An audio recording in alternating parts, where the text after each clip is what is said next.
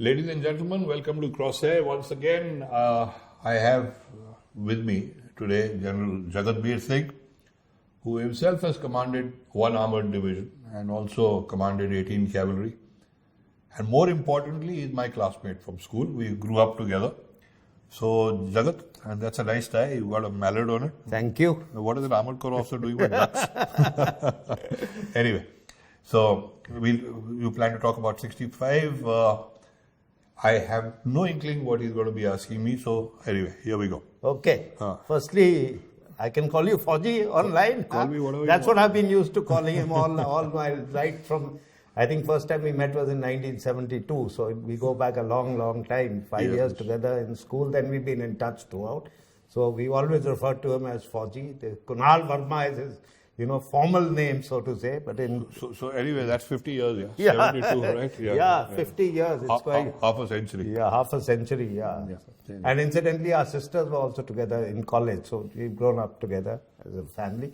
So firstly, I must compliment you for this wonderful book. You're 62 and now you've raised the bar with 65. And now we're waiting for 1971, You'll have my dead body on that. No, we must. I mean, the research has been detailed and you exhibited great understanding of operations.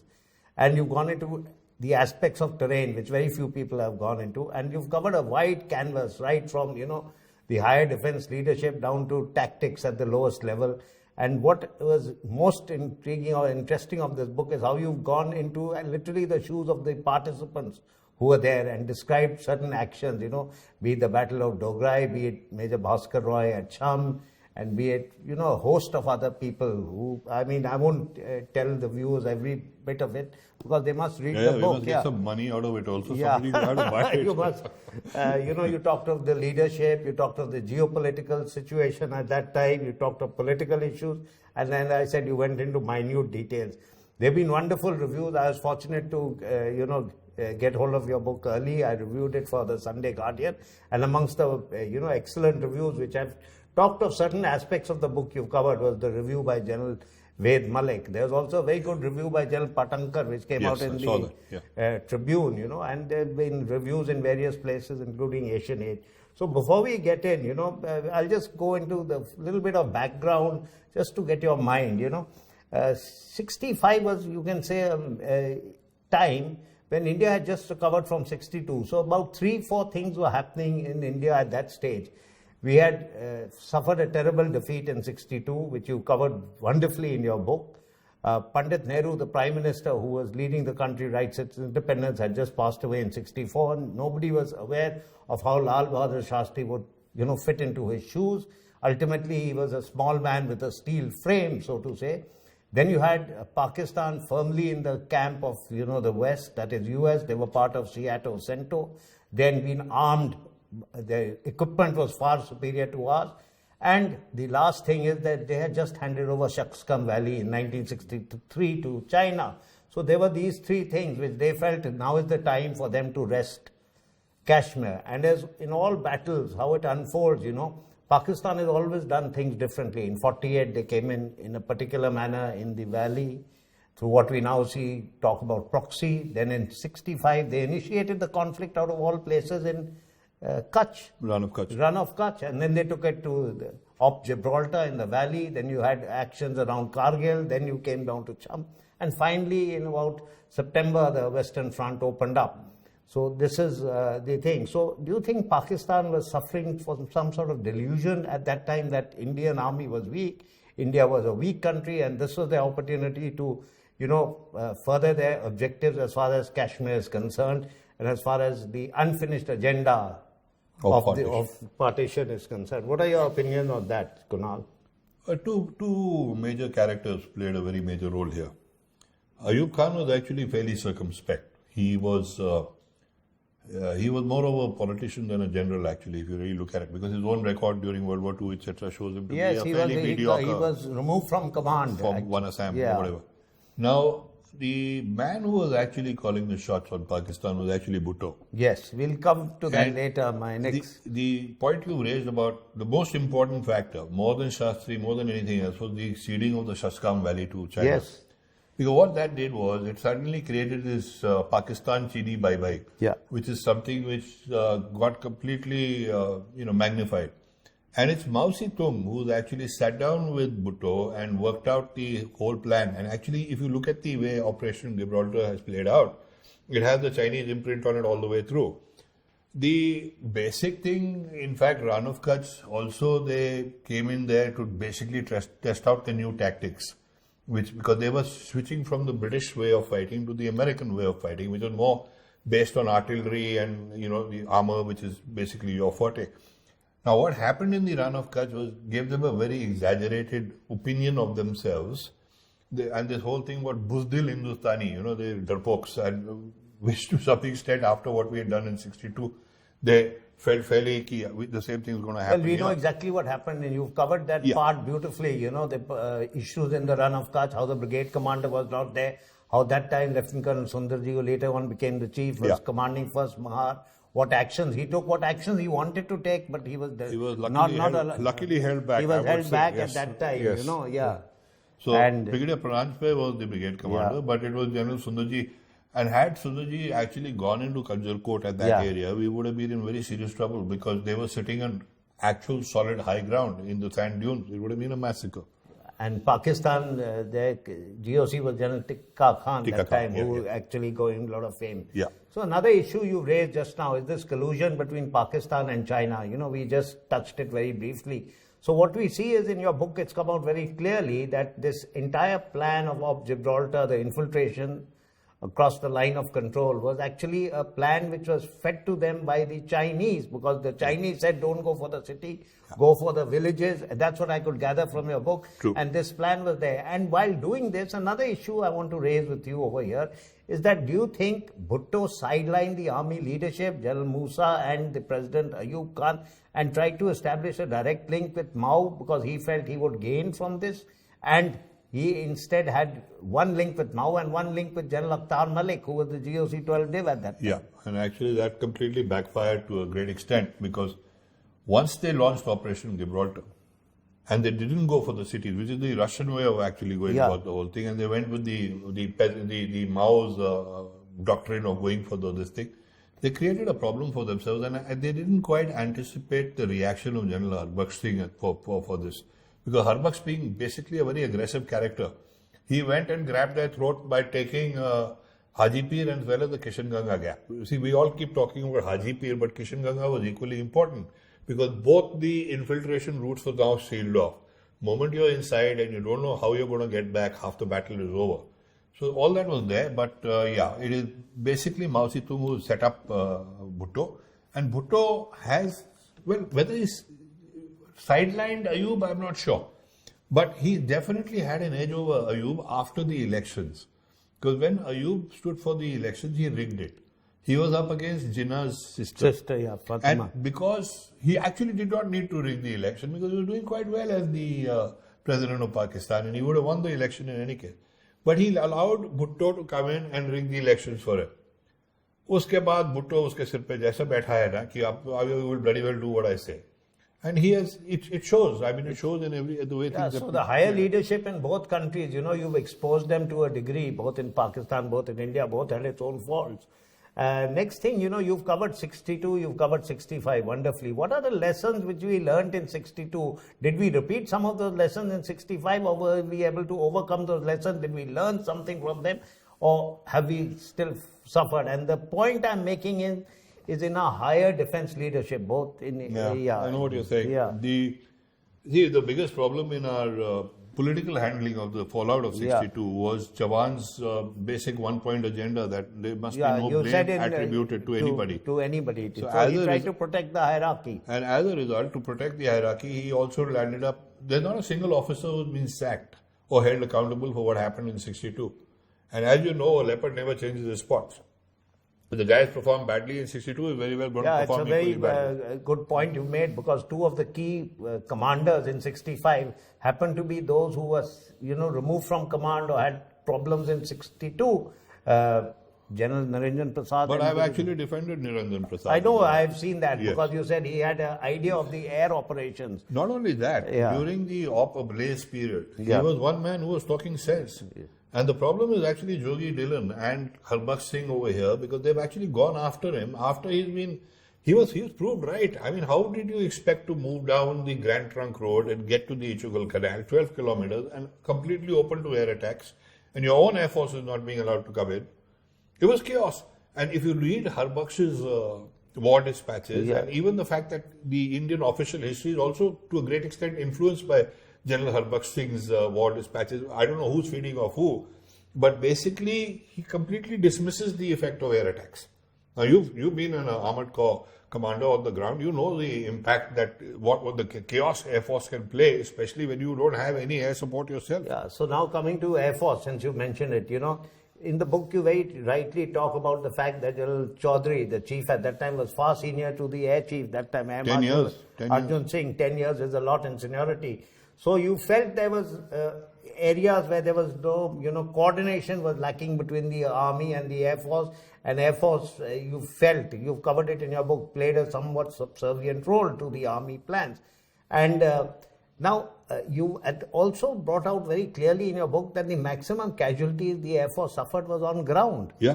So, can you just tell us something about the role of the Air Force in this? And also tell us something about these wonderful recce missions that were carried out. By Jaggi Nath. Yeah, by Jaggi Nath, which you carried out, which you talked about how he recceed the Ichugal Canal, because in 62 book you talked about how he recceed the area of Tibet. Now, I mean, let's first talk about the Fizaya, which is the Pakistan Air Force. Their performance under the circumstances was outstanding. Let's be very frank about it. They diverted, even at the last moment, they diverted a lot of interdiction strikes which were supposed to be on our side. They switched it at the last moment to ground support. And the Pakistan Air Force, within the limited resources they had, performed extremely well. Statistically, we were walloped. We lost 75 aircraft, they lost 22. So there is no comparison on that. But the 22 that we shot down were all air-to-air combat aircraft. Yeah, so in air-to-air combat, though our aircraft was not as superior to theirs, yet we got the upper edge. So there's something to say about our pilots. F-86 Sabre, when it's actually compared to the Nat and the Hunter, with the Hunter, well, it's very difficult to say which aircraft is superior or not. The training levels of the Indian Air Force were very, very good. It came out very clearly. Very good, and actually that's what saved the day for us. We also must talk, while we're talking about the Air Force, about the performance of the Missed Air pilots, because they did all the interdiction, they did all the strikes. The Canberras flew some fantastic sorties, but of course, he got an MVC for it, but Jaggi Nath again, he flew some incredible sorties. But you see, that's the whole point. The Air Force, you're sending in Jaggi Nath. You did this in 62. He comes back with photographs of every And day. you don't follow it up. And you don't follow it up. Yeah, that in is 65, there's a photograph here somewhere where we've got the photographs being seen by Chavan. Yeah, But Chaudhary doesn't have, and obviously it's presumed that General Chaudhary has them, but after that, where do they go? They don't come down to the They field don't come formations. down. And I know for a fact that field formations had no information. They had no maps. Nobody knew what the hell the Ichugal Canal looked like. They were left to themselves. कि जाके देखो, वहाँ पहुँच जाओगे तो पता चल जाएगा. Force Sikh in Burki has actually got to the Ichugal Canal on day one. They've gone for a swim. Yes. नहा धो के अपना लाइफ बॉय से साबुन वाबुन लगा के वापस आ there गए. are 2 battalions now that you've covered. 3 Jat under Desmond Hayes, they crossed Ichugal twice. Here nobody It's is going to something believe it. कि, अरे, amazing, what he did. Hayes was a different. Yeah, so can you tell us a bit about, this tactical battles of Dograil? See, basically. Because Hayes was some man, who we have to look up to, admire the way he had the Anglo-Indian, the way he was commanding the Jat troops and how he, egged them on and how high their morale was. And they achieved something against insurmountable odds, so to say. He was an outstanding commander, there's no doubt about it. But what's really important about 3 Jat and their performance and the performance of various other units, chaps like Salim Caleb also, yes. These are the people who really practiced hard. They worked on their gunnery, they worked on, what did 3 Jat do? They said dig, dig, dig. They got into the ground, they drove trucks over it, they did everything. So the battle inoculation of these units were very high. All the units which slogged it out and prepared for war performed outstandingly well. I've read that time Brigadier K.K. Singh's notes when he was commander of 1 Armored Brigade, And the activities he undertook with his 2 units, Hodgson's Horse and Pune Horse, before the war, as far as firing was concerned, tank drills were concerned. The gunnery was very superior. FMR, yeah, it was something outstanding that time. And that's what these tactics emerged. Yeah. For example, the Centurion firing that 3-round pattern, tack, it used to completely neutralize the armor advantage which the pattern had, for example. So these are things which are worked on. And in Salim Caleb's case, in the case of 3 cavalry, even the cooks knew how to fire. Yeah. No, the 3 cavalry is again, 3rd cavalry is again a case in point where this regiment was part of the armored division. It was moved down to Khemkaran. It surprised the Pakistanis by being there. The Pakistani armored division came into there. And 3rd Cavalry, along with 2nd Armored Brigade, how it halted that offensive. And of course, you have the exploits of 4 grenadiers commanded by that time Lieutenant Colonel Farhad Bhatti. Yeah. And Abdul Hamid, with his RCL knocking off so many tanks. So, I mean, you've covered these battles in great detail, the tactical level. So, what lessons have we learned from these, That we are very good at defensive battles, but when it comes to getting onto the offensive, we always... So this is something again which came out in your book. Both sides seem to be better at defensive battle. Is that to do with the terrain? It's got a lot to do with the terrain. With the terrain friction? Is that to do with our mindset? Is that to do with our tactics and planning? What is it? It's got a lot to do with the terrain. I think the fact is that both the Rachna Dawab and the Bari Dawab are actually crisscrossed with canals. So that kind of neutralizes or limits your movement of armor. There's a lot of soggy ground, there's a lot of boggy ground, which you can't do. You, as an armored commander, would know exactly what that means. It has narrowed down you don't really have the option of just sweeping across and saying, okay, armored Kaaba will do this. You land it up. It basically forces you into a battle of attrition rather than kind of one solid punch, which is what Harbaksh wanted to do, and Chaudhary wanted a different approach because he actually split the army into 2 different sections of 1 corps and 11 corps, because and not only did he split it, he had the Ravi literally cutting in between. So you had 2 different sectors without being able to come to each other's mutual support. For example, in the Sialkot sector, when Rajendra Singh Sparrow was repeatedly asking for more armor, they never gave it to him. Yeah, they never. And even on the other Sialkot sector, 26 Dev, and my regiment was part of that. 18 Cav. They were literally knocking on the doors of Sialkot, but they couldn't push forward. They couldn't because they never had any residual combat potential after that time. One regiment, how much can it be? Shermans ke saath. Yeah, that too, Afghan Shermans, which had its own. We have a toast which had its own problems. I remember talking to Brigadier Bhargav. Yes. And he was telling me, Kunal, tumko pata nahi hum start kaise karte the? No, not starting was not the problem.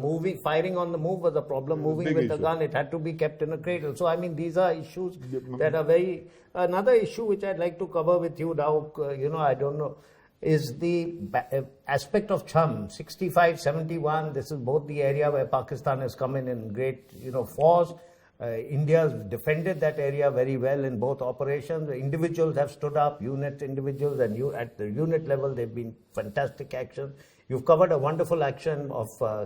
that time, Major Bhaskar Roy, 9-year service, Charlie Squadron, 20th Lancers with his, AMX 30, taking on the might of 13 Lancers, 11 PAVO cavalry, and literally halting this division in its advanced, parts of Maldives. And at that time, when they were on the cusp of success, Major General Akhtar was removed for from command, and Major General Yahya Khan, who was, favorite of Ayub, was put in there because he thought he must achieve it, and there was a problem with Akhtar also being considered to be a Ahmadiyya. So, I mean, what are your take on that? I think Malik was not removed for command because he was a Ahmadiyya or whatever the reason was. I think he was removed from command for a different reason altogether. I think what we are forgetting is that Operation Gibraltar had been a tremendous disaster. He had committed... Well, Indian sources have always maintained there were 30,000 guerrillas, but actually I've said in the book it's about 12,000. Yeah, you said 12,000. But he had actually committed an entire force and then left them to die. So, I mean, as a commander, he was responsible for what had happened in Gibraltar. And I also believe, and I've hinted at it at one place in the book, that actually they were planning Operation Grand Slam not in Cham initially. They were actually thinking of 6th or 7th of September and wanting to come down the Fazilka Wala axis. Because there's a lot to support that theory, including the preemptive strikes of the Air Force, which they had planned.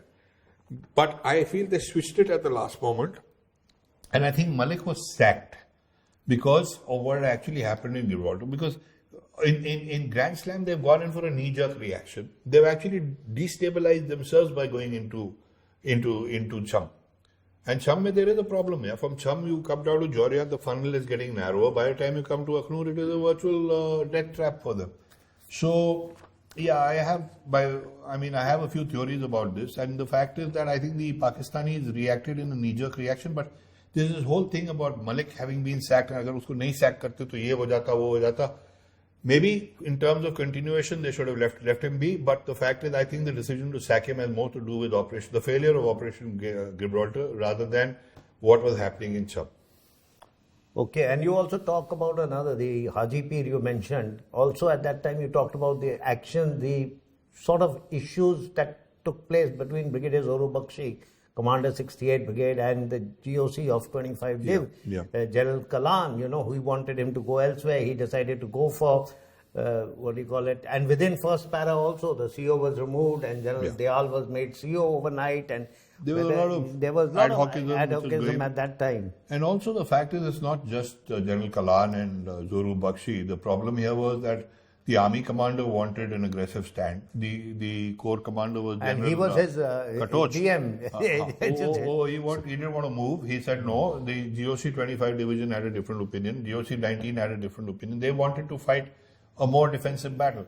Whereas, it's a gamble which paid off, because when one para has actually gone for Haji Pir, had the Pakistanis actually been holding Haji Pir the pass properly, there would have been a problem. They were completely surprised. Where one para has succeeded is in endurance. They just came up and they managed to get there and they surprised everyone, and then they held on to it despite all the always this happens. Bana Top is again an example of endurance. You've seen the sacrifice of two Sikh, Raja Rani, but they say that we won the post, but we lost our Raja.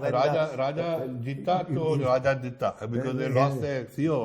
Raja Ditta, Colonel Khanna, who got a Mahavir Chakra. A fantastic performance. Yeah, fantastic performance. At the ground level, you cannot fault the Indian Army. There's something to be proud of. The younger leadership, the spirit of the battalions, the way they're going in, the regiment, the way they go in. And also they came. And we lost a lot of CEOs. Colonel Tarapur of Pune Horse died in command. We had Colonel Khanna going in. We had Colonel Desmond Hay leading his men across Ichugil. Don't forget Girard. Girard of with Tarapur, you're right there. In fact, and he lost the 2IC also subsequently. 8 Garhwal. Rafiq Khan. So and the interesting thing in that is both of them were sliced down in their vehicle, and the IO was thrown 50 meters, and he survived both. So he's actually been in the jeep, been hit twice, lost his CO, but he got away without a scratch. So कहते हैं ना, अगर मौत आई है तो आई है, तो नहीं आई है तो कुछ भी कर लीजिए, आपका कुछ नहीं होगा. The performance of the Indian Army was very, very good at the ground level, at even the fighters and everything, the Air Force, everything. But the leadership, I'm afraid, was a bit of a joke. Yeah, you talked about the leadership. So, another question that we can ask, here, do you think, I'll take you back, in the run, should our response have been different? Should Pakistan not have gained confidence from our response at that time? Should we have done things differently? Should we have moved more troops? General Dunn was finally moved there from the when area. 31 group was formed. But if you had done things differently, what would you have done? You only had an option of actually then bypassing the Rann of Kutch, coming in from the sea and doing an amphibious landing and going for Karachi, which would have completely blown up the whole thing sky high, because there's no other option there, Jagat. It's a very limited sort of terrain, if you know the kind of situation that exists. Plus, don't forget that Badin was a major Air Force base for the Pakistanis also. And we still had to fly across from Bhuj and Jamnagar, Bhuj was not even an operational airfield. But all this emboldened Pakistan to carry out a strategic campaign, almost to say that the Indians are weak, they're not able to do it. And they, this is the campaign that they're doing, their strategic information campaign. It's total disinformation. So, they get lulled into something. Sometimes propaganda, this is the biggest fear of propaganda. Yeah. If you don't tell the truth and you keep lying, it'll come and bite you in the butt sooner or later. And that is what has happened to Pakistan. Yeah, that is what happened. And that is something, which is a contemporary, even in the contemporary situation, you have to be very careful about what you're actually dealing with and how you're projecting it to your people. And whether you're telling the truth or you're not telling the truth, because sooner or later all this is going to catch up with you. Yeah. Okay, now, I think running short of time, but there are three issues which I'd like to flag quickly. First is, in your book, you say that the blueprint for the creation of Pakistan was primarily to serve the British interests in West Asia. Oil. Yeah, oil. And to counter the Russian threat from the Parmir side. mountain. And they said after that, this has influenced events thereafter. This In a big way, because if you look at very few historians have actually pinpointed this. And if you look at what happened when the Great Game... So Peter Hopkirk's book is fantastic on the Great Game. So when the British kind of started losing the influence after World War II, colonialism started to die out. They've been replaced by the Americans. Yeah. Right? And if you look at the Russians, right, the Russians were replaced by the Chinese. So it becomes the United States versus China kind of a thing. And Pakistan becomes very important in this whole thing, because both sides are trying to use it as a catch spot. Yeah, in fact, in 48, when the issue took place over Kashmir that time, JNK, the British, America was more pro-India, but they were forced to take a stance which was anti-India by the British, by Sandys, who was their Secretary of State. 62. Yeah. And one of the reasons what they said that time is that if they were taking a stance which was pro-Palestine, so they said they can't afford to alienate the Islamic world against them. So they were... So I mean, these are the things. Geopolitics is a very important you've covered these areas, of geopolitics. Now, the next issue I want to ask you is, we've talked about the valor of the men. You've talked about how they are willing to lay down their life for the cause. Our Chetword motto always stands for us, where we say the safety, honor and welfare of our country come first, always and every time. Yet, what we see is after every conflict we lose the ground on the bargaining table. In 1965, it's happened twice. The first time it happened was when Kargil Heights. I think you would have talked about that. First Guards and Fort Rajput, Black Rocks and 136. It was handed back. It was handed back, and same thing happened later on also. And then we had this agreement in Tashkent when we handed back strategic passes like Hajipir Pass, and from where the infiltration continues even today. Continues till today. So, what are your opinions on that? Well, Hajipir, I think eventually it killed Shastri. Because if you read Goswami's book, who was the B.N. Goswami, was later the governor of Arunachal, who was the PS to Chavan, and who actually was perhaps one of the last guys to have met Shastri the night before. That Shastriji knew that, by giving in to pressure and handing over Hajipir, he was creating a huge mistake. But we really don't know exactly what the total amount of pressure was. Don't forget that the international opinion was all against India at that time. Everybody was pro-Pakistan. There was a lot that little man had to bear, and then it actually took his life that night. So we, as military historians, we have to be very aware of this fact that we may know what actually happened, but sometimes we don't know what the circumstances which were facing the man were. Therefore, because of that, in my books also, I try not to be judgmental. I just try and say, this has happened, this has happened, this has happened. I do tend to be judgmental at times because somebody is making an ass of himself, you have to say so. But the fact is, by and large, I leave it to the reader to try and figure out for himself where and how to judge a situation based on what actually happened. Yeah, Fauji, another question I want to ask you, before we finish, start wrapping up, is the issue of East Pakistan. At that time, the entire focus was on the Western theatre as far as Pakistan's West was concerned. And East Pakistan that time felt that there were not enough troops over there to prevent any Indian offensive that could have taken place. They lacked armor, they lacked artillery, they lacked infantry, and they lacked air. So there's a lot of writing that has come out that this actually sowed the seeds for the further movement that took place in East Pakistan when the Bengalis felt aggrieved. So what is your idea? What do you have to say about this? Is there a link between 65 and 71 as far as definitely. In fact, there is that whole Pakistani thing about Sadda Punjabi and Sala Bengali, which actually influenced the entire way they actually handled 71 and the build-up to 71. But on the flip side, let us also look at the failure on the Indian side of General Chaudhary in particular, of not having taken the advice of the staff, etc., and having told the Prime Minister, especially when Shastri offered him 5 extra days, he says, can you destroy Pakistan's war-making capability? Because by that time they were on their knees, they had no ammunition left, they were down to 90% of the ammo was gone. And General Chaudhary told the Prime Minister, we've run out of ammunition, which is ridiculous. Had we destroyed Pakistan's war-making capability in 65, there's a very good chance that things would not have unfolded the way they did in 71. 3 million Bengalis lost their life. And it's ironical that we did not actually take that step at that point of time. So definitely 65 has, from both sides, has completely influenced the events in 1971. Yeah, thank you. I think that very well brought across that it's influenced event. And my last question, before we wrap up, since you've raised this issue, Amrinder Singh and General Mao Shergill have written that famous book on Monsoon War. And in that, they've mentioned one thing that post the war, when the Americans talked about the war, they said India failed to achieve any strategic objectives as far as Lahore and Sialkot were concerned. So the Ahmad Dev also, could not actually threaten Sialkot to the degree it wanted. So what do you have to say to that? Because you alluded to the fact that he was given 5 more days. Would we have been able to achieve our strategic objectives? What were our strategic objectives?